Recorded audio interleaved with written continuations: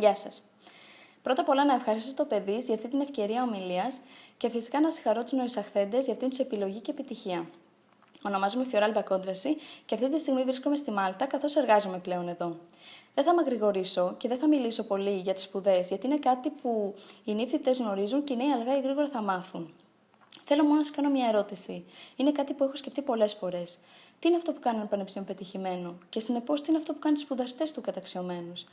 Πολλοί θα λέγανε ότι είναι το πρόγραμμα σπουδών, τα μαθήματα, η ποιότητα των διαλέξεων, οι καθηγητές. Δεν θα διαφωνήσω.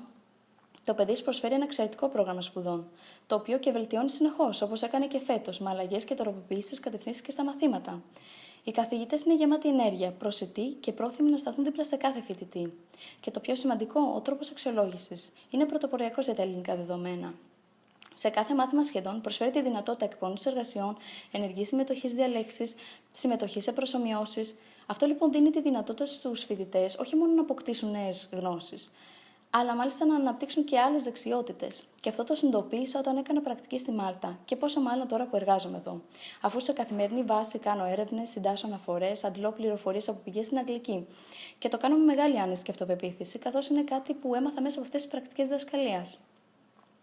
Και για να επανέλθω στο ερώτημα, κάποιοι θα λέγανε ότι είναι πολύ σημαντικές οι διασυνδέσεις του πανεπιστημίου. Δηλαδή το να συνεργάζεται με άλλα πανεπιστήμια, με ερευνητικά κέντρα και οργανισμούς για καλύτερη ποιότητα γνώσης, έρευνες και επαγγελματική εμπειρία. Πάλι θα φέρω τον εαυτό μου ως παράδειγμα, καθώς πριν από 2 μήνες έκανα την πρακτική που προσφέρει το τμήμα στη Μάλτα. Και με τις βάσεις που έλαβα από το Πανεπιστήμιο, τη σωστή καθοδήγηση και τις συμβουλές από τους καθηγητές και φυσικά την προσωπική μου απόδοση, μου δόθηκε ευκαιρία να εργαστώ εδώ. Το νεοσύστατο αυτό τμήμα κατάφερε τόσα πολλά και προσφέρει τόσα πολλά μέσα σε ένα τόσο σύντομο χρονικό διάστημα. Και αυτή είναι μόνο η αρχή. Τι μένει λοιπόν? Τι είναι αυτό που συνιστά την επιτυχία? Εάν παρατηρήσουμε τους αποφύτους των μεγάλων πανεπιστημίων, θα δούμε ότι έχουν ένα κοινό χαρακτηριστικό. Έχουν μια υπερηφάνεια. Αντιλαμβάνονται τους εαυτούς τους ως μέλη μιας δυνατής ομάδας. Αναγνωρίζονται μεταξύ τους. Ας το σκεφτούμε λίγο καλύτερα.